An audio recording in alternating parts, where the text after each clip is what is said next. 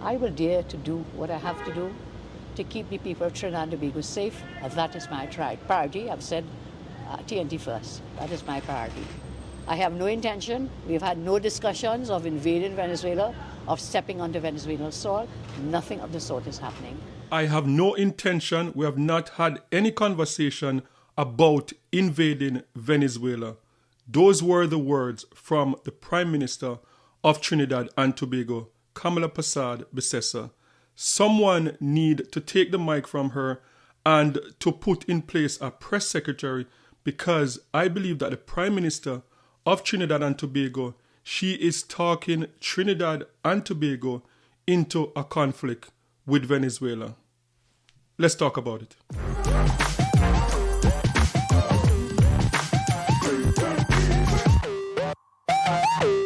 So there's a long time saying, keep your friends close and your enemy closer. And even though I do not believe that Venezuela, the government of Venezuela is not the enemy of Trinidad and Tobago, Trinidad and Tobago and Venezuela have had a long history, over 300 years of history. And I honestly do not believe, despite what is going on with Maduro and everything, that the tension between Venezuela and the American government right now, the Trump administration, I honestly do not believe that Venezuela is the enemy of Trinidad and Tobago. And I believe that the words coming from the Prime Minister, she is using some strong words. These strong words could lead Trinidad and Tobago into a conflict with Venezuela. And I believe that this is not Trinidad and Tobago. This is not your fight. Whatever is going on between the Trump administration and Venezuela, this has been an ongoing thing from Donald Trump was in the office over 4 years ago. This is just a continuation of what Donald Trump's first administration was attempting to do with Venezuela. And this is not Trinidad and Tobago's fight. So a lot of people are nervous about the words coming out of the Prime Minister's mouth. And I had the opportunity last week, Sunday, at this time, I had the opportunity to spend the day at the Trinidad and Tobago Day celebration. Yeah, so in recent times, Trinidad and Tobago, they have been going through a bit of a turmoil in terms of state of emergency, and now we're seeing that the U.S. presence is close to Trinidad and Tobago. Are you nervous about the future in terms of what is going on between Venezuela and the U.S. and that Trinidad and Tobago is pretty much like, what, less than 90 miles away from? How does it make you feel nervous? It is nervous. It's nerve-wracking to see what's happening, but I think it's not just in Trinidad, it's across the board. There's a lot of things that are happening right now. I'm concerned, obviously, for the island, but also the rest of the islands, because all the islands are in a vulnerable place. We don't know what can happen. So hopefully it doesn't turn into anything, but it is nerve-wracking, for sure. Last week, we celebrated Trinidad and Tobago and the culture and the impact that Trinidad and Tobago have had on the world. For such a small island to have such a big impact. And while there last week Sunday, I spent about 6 hours at the Trinidad Day celebration. And even though I didn't address it on camera because it was more about a celebration, and we were just talking about the positive contribution of Trinidad and Tobago to Canada and just to the world in general. But I had the opportunity to talk to a lot of people from Trinidad and Tobago and ask about what is going on in Trinidad and Tobago and the conflict between the American government and Venezuela. And everybody that I had a conversation with, they were pretty nervous about what is going on in Trinidad and Tobago. And a lot of people share the same sentiments that I share, that the Prime Minister should avoid the strong use of words that she's using, and she should tone down the rhetoric. A lot of people, and I went and I talked to Indo-Trinidadians, I talked to Afro-Trinidadians, I talked to Trinidadians from all different race and like background, but they are Trinidadians, because I just wanted to get the feel, because when the conversation is online, you get the impression that everyone that's like Indo-Trinidadian background, that they are going to agree with everything that the Prime Minister does and everything that she said. But based on my conversation last week with a lot of people, like I did not get the impression everybody, whether Indo-Trinidadian, Afro-Trinidadian, everybody is nervous about what is going on in Trinidad and Tobago. And they have the same, as I said, the same sentiments. Can the Prime Minister please refrain from using these strong words? So this was the latest report coming out of TTT News from Trinidad and Tobago, with the Prime Minister, a continuation of the strong words from the Prime Minister of Trinidad and Tobago. Prime Minister Kamla Persad-Bissessar dismissed speculation that Trinidad and Tobago could be drawn into any military conflict with Venezuela. Speaking to reporters, she responded to Venezuela Vice President Delcy Rodriguez, warning T&T not to provoke that country. I will dare to do what I have to do to keep the people of Trinidad and Tobago safe. That is my priority. I've said T&T first. That is my priority. I have no intention. We've had no discussions of invading Venezuela, of stepping onto Venezuelan soil. Nothing of the sort is happening. With the United States in Caribbean waters, Mrs. Persad-Bissessar continues to welcome them, noting that it's not the first time they're here.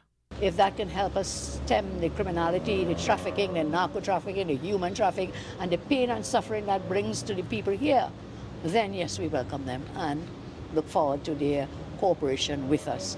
However, she insisted that Trinidad and Tobago will do what is necessary if its neighbor Guyana is in trouble. A lot of this fear-mongering, there have been no discussions with the U.S. or anyone else. However, I repeat, should Venezuela invade Guyana, Trinidad and Tobago will definitely step forward in defense of our cousins, our brothers and sisters in the CARICOM. The Prime Minister pointed out that CARICOM's response has been slowed by recent elections in member states, but insisted unity remains the goal. I think we've had a little bit of a setback given the two elections taking place in the CARICOM, and the chairman of the CARICOM, we congratulate Prime Minister Holness, of course, and President Irfan. Their elections would have put I'm not casting any blame here, I'm just saying it might have dampened a cohesive response from the entire CARICOM. But we have always had differences, and that's another thing that is a false narrative. The CARICOM has always had differences, and that's why we say we are sovereign, but at the same time, we speak with one voice. So there are issues that will have differences of opinion. She also addressed criticism that certain CARICOM countries are fractured over the Venezuela issue. St. Vincent and Grenadines has always had a different kind of opinion to other members of the CARICOM. That is not to say that we are fractured. On this matter, or the Venice matter, and the Americans in our waters, CARICOM is already fractured. Several members went off to a meeting, the ALBA meeting. Trinidad is not a member of that regional body, ALBA, and made comments and gave statements long before I even stepped onto the plate. So we will have differences, but I think at the end we'll adhere together. However, the Prime Minister said T&T remains committed to the CARICOM and to its CARICOM neighbours, noting that this country will work with them in every way possible. Yes, so that was the news coming out of Trinidad and Tobago. So as I said, last week I spent the entire day at the Trinidadian Day celebration. And when having the conversation, one of the things that I pointed out is that the Prime Minister of Trinidad and Tobago, the Honourable Kamla Persad-Bissessar, like she's been harping on this one thing in the last, I think, 5 interviews that I've seen her done. And she keep on saying that, look, if Venezuela were to attack Guyana, then Trinidad and Tobago is going to step in. And one of the questions I asked is that where did the Prime Minister get this from? Because since she's been sworn in as Prime Minister of Trinidad and Tobago, there's been no news out there about Venezuela escalating the tension or Venezuela talking about any attempt on attacking Guyana. Not one news report. So for her to come out and constantly repeating this, like if Venezuela was to attack Guyana, then we are going to step in to help to defend our cousins and our brothers and sisters in Guyana. And I posed that question to a lot of people from Trinidad and Tobago, and they had similar sentiments to what, I've been thinking. Why does she keep repeating this? Because it is not out there in the news that Venezuela is escalating any tension and that Venezuela putting any information out there that they are going to attack Guyana. we all know, like, as tough, as bad as Maduro feel like he is not going to attack Guyana. He's not going to throw the first punch. The Essequibo, the conflict between Guyana and Venezuela with the Essequibo region, that is in the international court.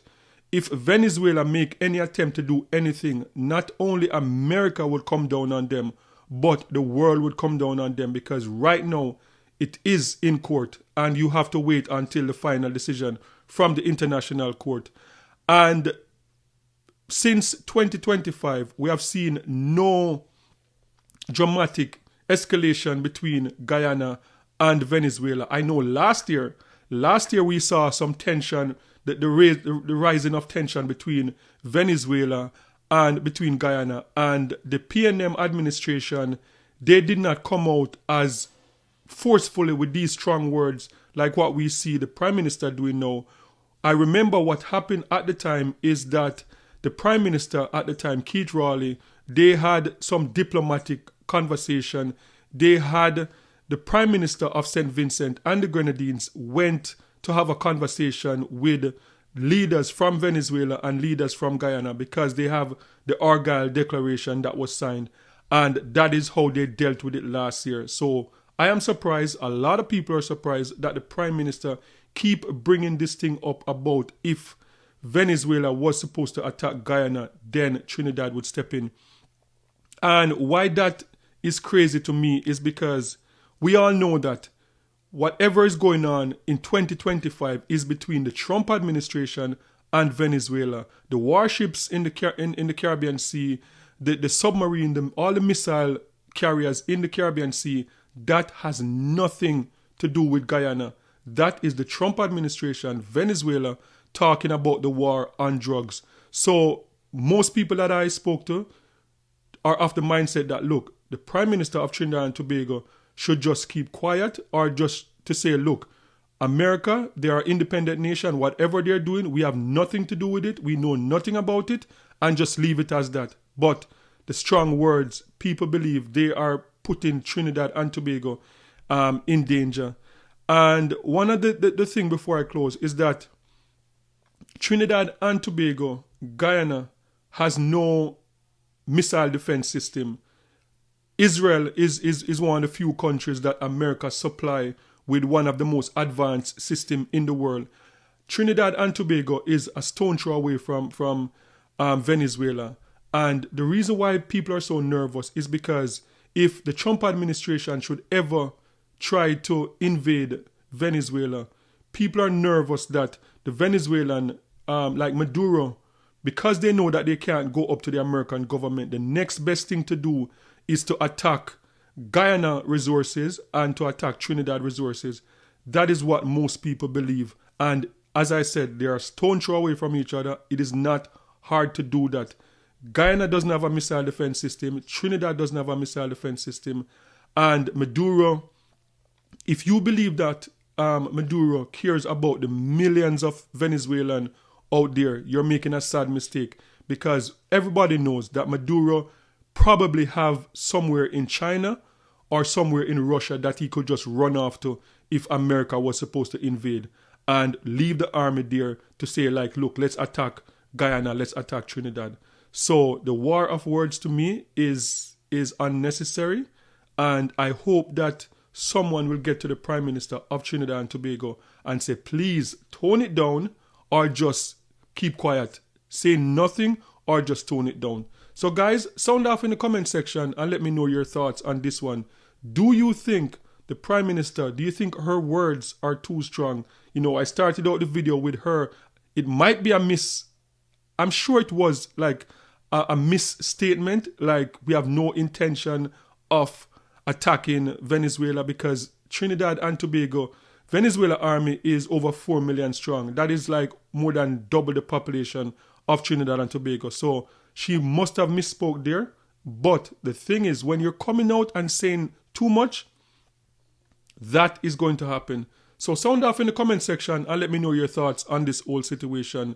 Do you stand with the Prime Minister of Trinidad and Tobago, or do you think she's doing a little bit too much?